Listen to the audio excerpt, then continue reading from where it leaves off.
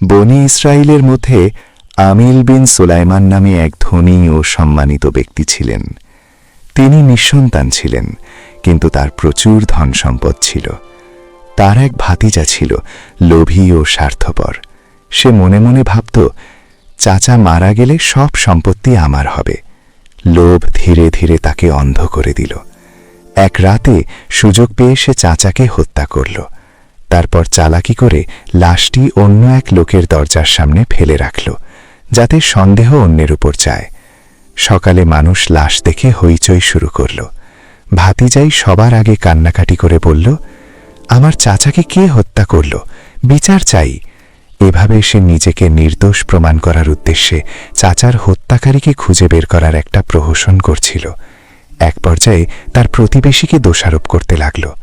এমত অবস্থায় ওই লোকজন আসিয়া হযরত মুসা আলাইহিস সালামের কাছে আরজ করিলেন, হে আল্লাহর নবী, আল্লাহর কাছে দোয়া করুন যেন প্রকৃত হত্যাকারী প্রকাশ পায়।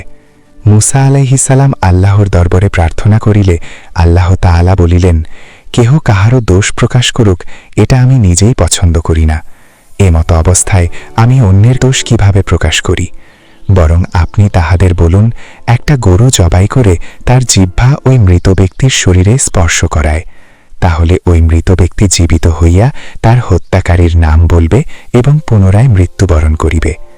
আল্লাহর অদ্ভুত নির্দেশ পাওয়ার পর লোকজনেরা মুসা নবীকে জিজ্ঞাসা করিল, হে নবী, আপনি আল্লাহর কাছে জেনে নিন গরুটির কি কি গুণ থাকা দরকার।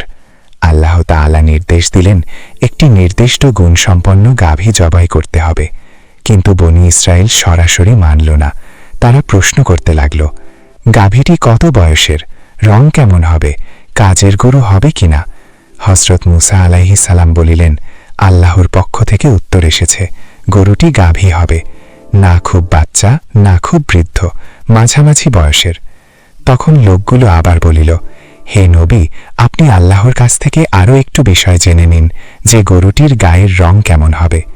মুসা আলাইহিস সালাম বলিলেন, আল্লাহ বলেছেন, উহার বর্ণ উজ্জ্বল হলুদ রঙের, যাহা দর্শকের মন আকৃষ্ট করবে, দাগহীন ও নির্দোষ, জমি চাষ করেনি। অতপর লোকগুলো আবার বলিল, গরুটি সাধারণ শ্রেণীর না দুর্লভ ও বিচিত্র ধরনের? ওই গরুটির কি হত্যাকারীর অনুসন্ধান সম্পর্কে বিশেষ কোনো লক্ষণ থাকবে? কেননা এ ধরনের গরু তো আমাদের কাছে আরও আছে। মুসা আলাইহিস সালাম বলিলেন, তোমাদের প্রশ্নের উত্তরে আল্লাহ তাআলা বলিয়াছেন, উহা কোনরূপ দুর্লভ ও অদ্ভুত শ্রেণীর গরু নহে, বরং সাধারণ গরু। তবে গরুটির কোনো খুঁত বা দাগ থাকতে পারবে না। তাদের অতিরিক্ত প্রশ্নের কারণে শর্ত কঠিন হয়ে গেল। যাহা হোক, শেষ পর্যন্ত তারা গরুটির পরিচয় পাইয়া সন্ধান শুরু করে দিল। কিন্তু বহু সন্ধান করিয়াও তারা গরুর সন্ধান পাইতেছিল না। অবশেষে তারা রাস্তায় এক রাখালের সাক্ষাৎ পাইল। সেই রাখাল বেশধারী লোকটি বলিল, অমুক গ্রামে গিয়ে তোমরা এই ধরনের গরুর সন্ধান পাবেন। সেইখানে গিয়ে খোঁজ করে দেখতে পারো, হয়তো গরুটির মূল্য একটু বেশি নিবে।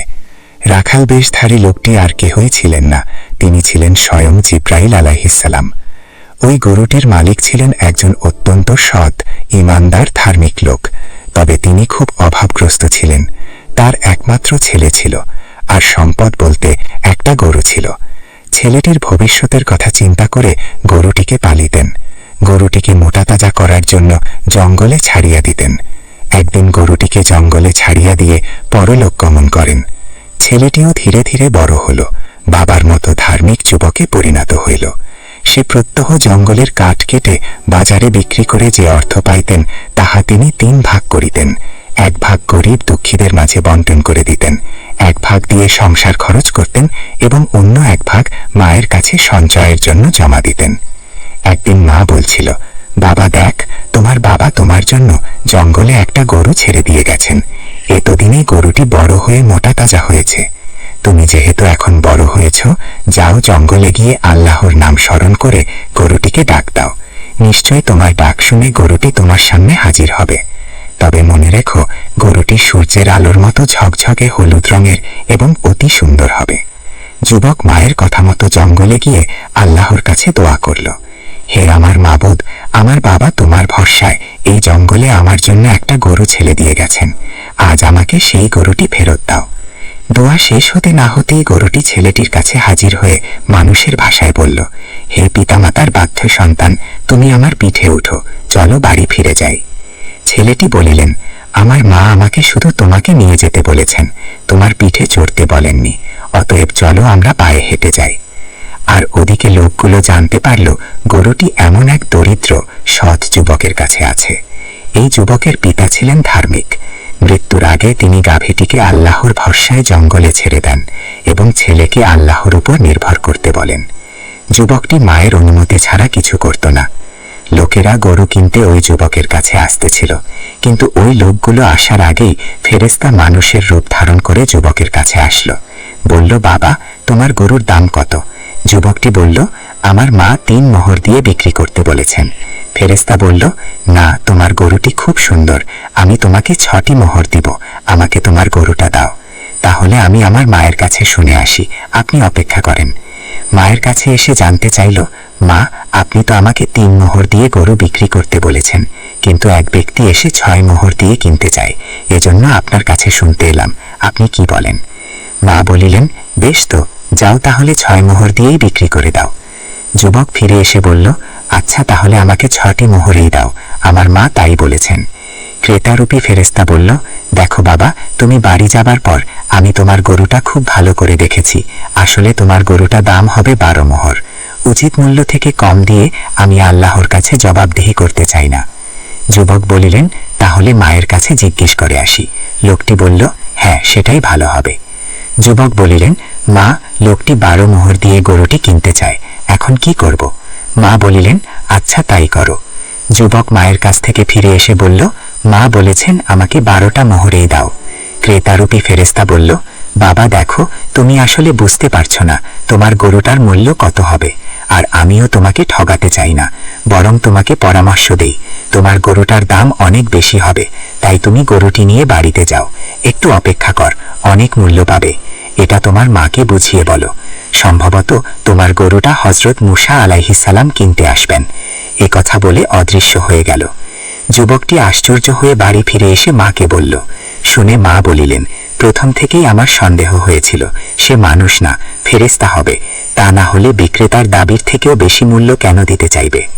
ঠিক 2 দিন পর হযরত মূসা আলাইহিস সালাম লোকজন সহ এসে 1 থলে ভর্তি মোহর দিয়ে গরুটি নিয়ে যায়।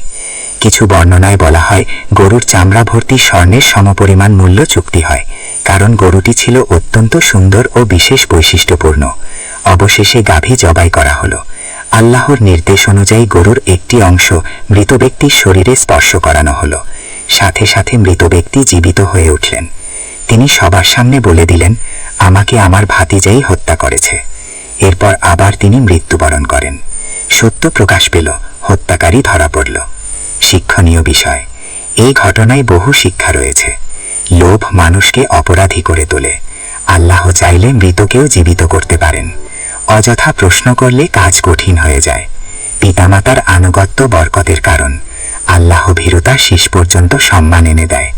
এটি শুধু একটি হত্যাকাণ্ডের গল্প নয়, এটি ঈমান, আনুগত্য, সততা ও আল্লাহর ক্ষমতার চলন্ত প্রমাণ।